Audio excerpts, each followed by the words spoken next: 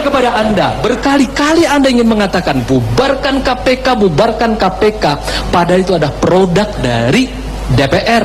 Saya ingin tanya pada Anda, bagaimana caranya memberantas korupsi sekarang tanpa KPK?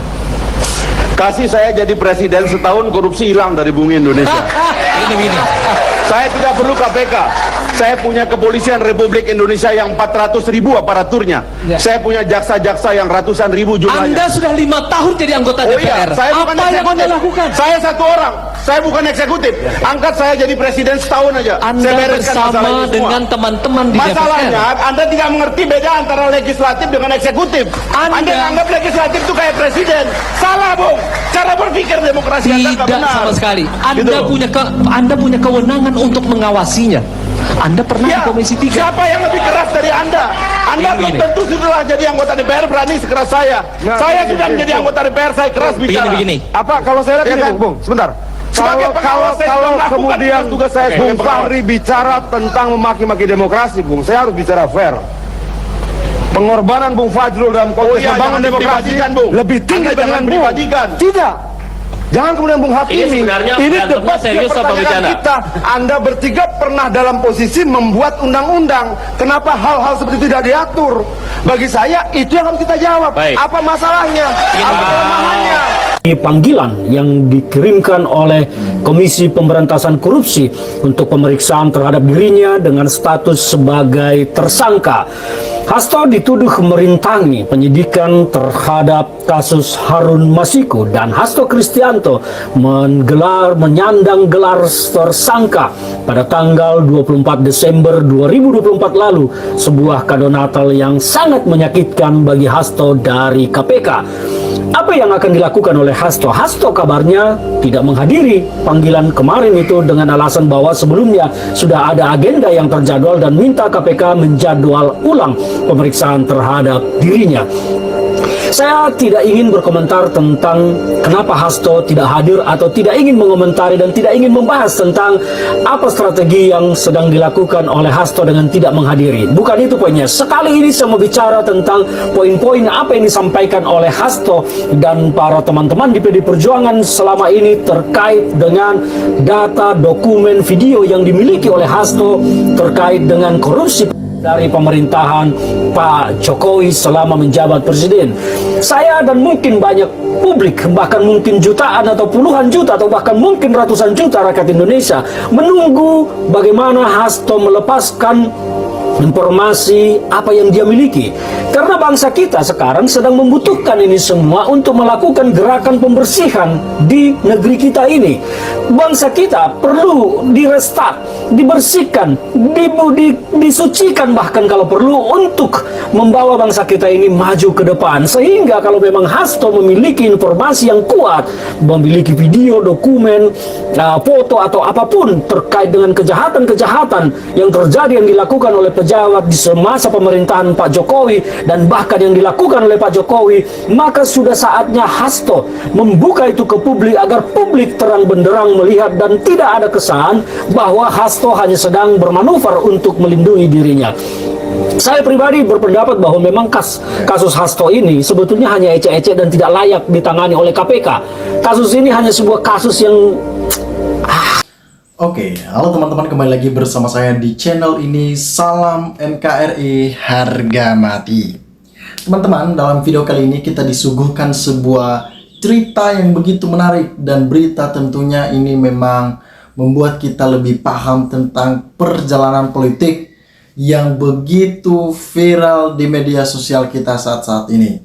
Yaitu ada satu institusi yang seharusnya mereka bekerja lebih giat lagi, dan mereka juga yang akan memberantas para koruptor, mafia-mafia koruptor, kasus-kasus gede yang ada di Indonesia. Tetapi nyatanya kali ini ternyata mereka keok karena mereka mau disetting dan diatur oleh satu orang. Siapa itu? Jokowi lah yang mengatur mereka. Bisa dikatakan bahwa mereka di bawah keteknya Jokowi ataupun diintervensi oleh Jokowi. Nah, institusi itu adalah KPK, Komisi Pemberantas Korupsi. Namanya juga pemberantas, artinya mereka harus mampu memberantas korupsi di Indonesia. Ya, apakah mereka bekerja akhir-akhir ini? Ya, sangat betul. KPK memang akhir ini mereka bekerja. Cuman lucunya di sini, itu kasus Harun Masiku yang sudah bertahun-tahun. Dari 2019 lalu, baru 2025 nih mau diusut. Ada apa sih sebenarnya? Itu kan tidak merugikan uang negara. Hasto juga bukan pejabat. Ngapain kamu ngurus kasus yang ece-ece begitu, kasus kecil seperti itu? Banyak tuh kasus-kasus besar yang seharusnya Komisi Pemberantas Korupsi dapat menyelesaikan hal ini, dapat menelusuri hal ini. Blok Medan seperti apa, gimana kabarnya tuh, nggak selesai-selesai, ya. Ekspor nikel seperti apa, itu dipertanyakan oleh masyarakat. Ya, kasus korupsi yang begitu marak saat ini, yang itu kasus-kasus raksasa, mereka harus menyelesaikan hal ini sebenarnya. Kenapa mereka lebih fokus mengurus Hasto? Ini pertanyaan yang keren. Karena ada Mulyono di belakang mereka yang memesan hal ini. Dia memesan supaya Hasto ditersangkakan dalam korupsi Harun Masiku. Artinya nanti di framing di media sosial, Hasto telah menenggelamkan bukti-bukti bahwa Harun Masiku itu korupsi. Itu dia. Terlepas benar ataupun tidak, yang penting nama PDIP di mata Jokowi nantinya buruk karena gegara Hasto ini. Tetapi apa kata Ibu Mega? Bu Mega mengatakan kalau Hasto ditangkap, maka ia berani menghancurkan KPK dan menghancurkan Kapolri. Itu kata Ibu Mega. Karena bagi Bu Mega lah anak reformasi yang lebih tahu sebenarnya yang terjadi. Jadi cara-cara licik Mulyono menjatuhkan PDI Perjuangan ini udah terbaca di otaknya Ibu Mega. Ibu Mega itu jam terbangnya lebih banyak. Jam terbang akan menentukan kualitas seseorang. Bu Mega tidak tergesa-gesa hal ini. Dia tetap hati-hati dan waspada menghadapi si Mulyono. Bagi dia Mulyono ini bukanlah sebuah petarung yang hebat. Itu cuman hal-hal kecil yang seharusnya tidak sebanding dengan Ibu Mega. Bu Mega itu mantan presiden juga iya, pemimpin partai PDI Perjuangan juga iya. PDI Perjuangan itu di mana-mana ada, bos. Di tahun 2024 ini adalah partai yang pemilihnya terbanyak. Jokowi siapa yang memilih? Tidak ada, karena dia tidak mempunyai partainya. Masyarakat meminta di sini mengatakan bahwa bubarkan saja. Udah terindikasi korupsi, banyak lembaga, banyak duit negara dikeluarkan. Pemborosan yang tidak berguna. Saran, selama koruptor tidak dihukum mati, akan percuma dibentuk 100 lembaga baru juga gak ada gunanya.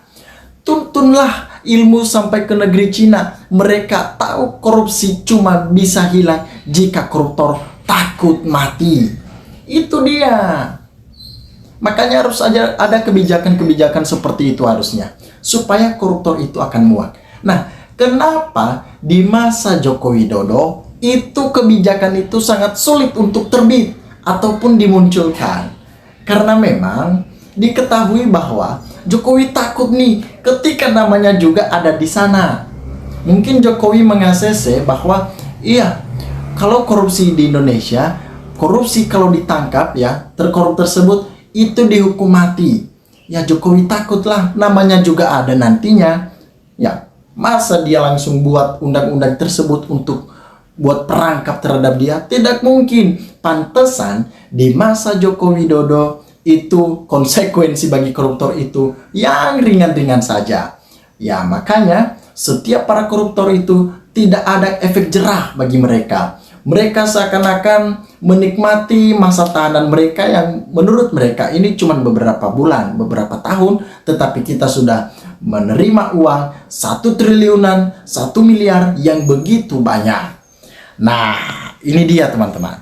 Ketika muncul nama Jokowi, di OCCRP, itu artinya Jokowi adalah termasuk terkorup di dunia. Ya pantas saja dia mendekati KPK. Dia takut dong ketika KPK menelusuri hal ini. Kalau semuanya ini bisa berjalan dengan baik, maka Prabowo lah yang harus bertindak, yang memberikan saran-saran terbaik kepada KPK.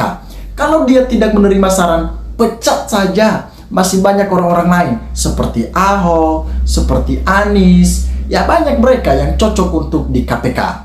Nah teman-teman, sahabat-sahabat dari Lensa Netizen, dimanapun Anda berada, silakan berikan tanggapan teman-teman di dalam kolom komentar ini, sehingga kita dapat bertukar pikiran antar satu dengan yang lain lewat kolom komentar ini.